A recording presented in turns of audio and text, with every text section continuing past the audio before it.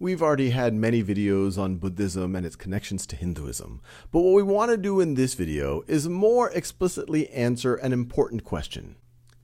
Why did Buddhism emerge when and where it did? And this is a question that you should always be asking yourself as you study history. Why did something emerge? Why did something happen? When and where it did? And I encourage you to pause this video and think about it. Maybe you're reviewing some of the other videos on Buddhism and Hinduism or doing some research yourself. Well, let's remind ourselves of the context. Buddha emerges in northeast India and modern-day Nepal at the end of the Vedic period. Hinduism has been evolving now for many hundreds of years, arguably close to 1,000 years. Now, as we've talked about in other videos, there's a spiritual core of Hinduism described in the Upanishads.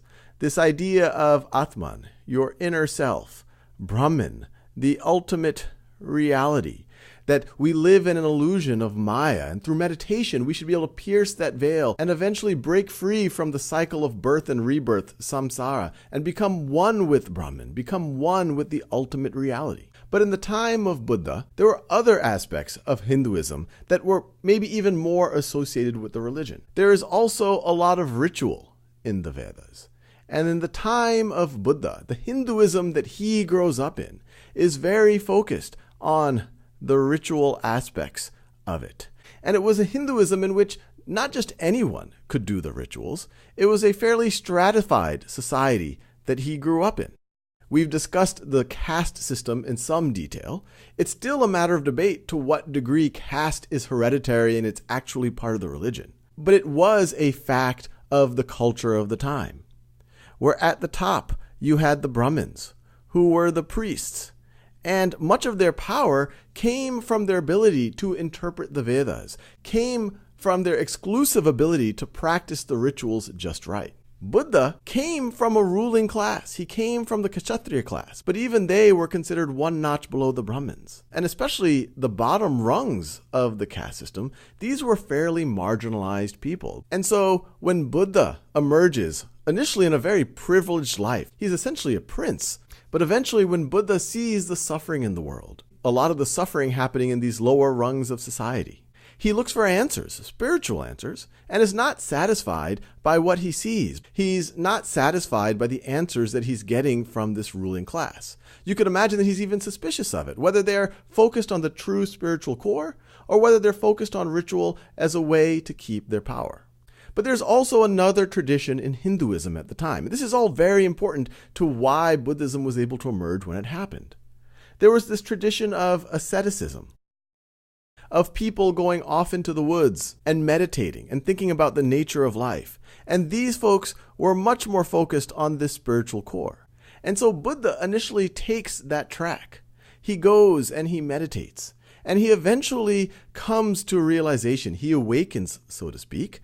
At the root of Buddhism is that there should not be this stratified society, that one should not focus on ritual, that at the end of the day, you need to have a very personal path to nirvana, to escaping the cycle of samsara. So I would argue, if I were to simply answer the question, why did Buddhism emerge when and where it did? Well, if you consider Buddhism to be a reformation of Hinduism, it's important that Buddha was Hindu. It's also important that it needed to be reformed, or at least Buddha thought it needed to be reformed. So it's important that at the time that he lived, Hinduism had become very ritualistic. It had become very stratified, and he saw a need to reform it. Now there's even a further question. It emerged when it did, and we have some ideas of why that might have happened. But why did it become a major religion? One argument was that what he was describing was just very compelling. You no longer have to go through this ruling class, through the priests anymore. You could have your own personal path. It was also perhaps compelling to people who felt marginalized in the traditional hierarchy of the time. Another argument would be the Emperor Ashoka, who we study in other videos, that once he converts to Buddhism after feeling guilty for his war with Kalinga, where tens of thousands, if not hundreds of thousands of people are killed, he converts to Buddhism and becomes a major patron of Buddhism and sends missionaries throughout the world to spread it. So one argument of why Buddhism spread is that a few hundred years after Buddha, you have a significant, powerful emperor converting to the religion and deciding to spread it. Now that leads us to a second question. Are there other historical parallels to what we have just described? And this is something that, once again, you should always ask yourself in history. And what's the structure of this? Well, there's some spiritual core here, but eventually you have the ritualistic side as it actually gets practiced. And you have a stratified society where you have a class that has a bit of a monopoly on the ritual, derives a lot of their power from that ritual. And then someone comes along and says, wait, this priesthood is more focused on power and on ritual than the true spiritual core. And they're not happy with the answers that that priesthood is delivering. Can you think of any other parallels to that? Well, a few come to my mind, and once again, these can all be debated, and that's the fun thing about history. I encourage you to debate all of these things. About 500 years after the time of Buddha, someone by the name of Jesus of Nazareth comes onto the scene. Where's the parallel? Well, you have the spiritual core of Judaism that comes from Abraham and Moses, but then you have the ritual of the Pharisees of the time. They're the power brokers. He feels that the religion is corrupted. He sees the money changers in the temple. And much of his preaching is a reformation, a reminder of that spiritual core. He also tries to encourage people to have a more personal connection and tries to break up the stratification. And once again, you can imagine this to be a very compelling message for those who felt marginalized. And the parallel goes even further.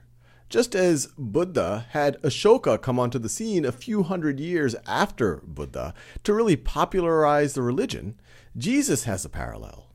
Roughly 300 years after the life of Jesus, Constantine is emperor of the Romans. The same Romans who have been persecuting Christians for 300 years, now all of a sudden Constantine not only allows it to be legal, but he eventually promotes the religion and converts to the religion, and it eventually, after Constantine's death, becomes the official religion of Rome. Whether you're talking about Buddha or Jesus, you have a reformer, and then a few hundred years later, you have a powerful emperor who adopts the religion and spreads it. What are other examples? Well, even within the world of Christianity, we could fast forward another 1,500 years from the time of Jesus and go to the time of Martin Luther, who, at least from his perspective, sees the Christian church in the early 16th century and thinks that it has diverged from the spiritual core, from the teachings of Jesus, that has become too focused on ritual, that the priesthood and the papacy is really more about power than it is about spirituality.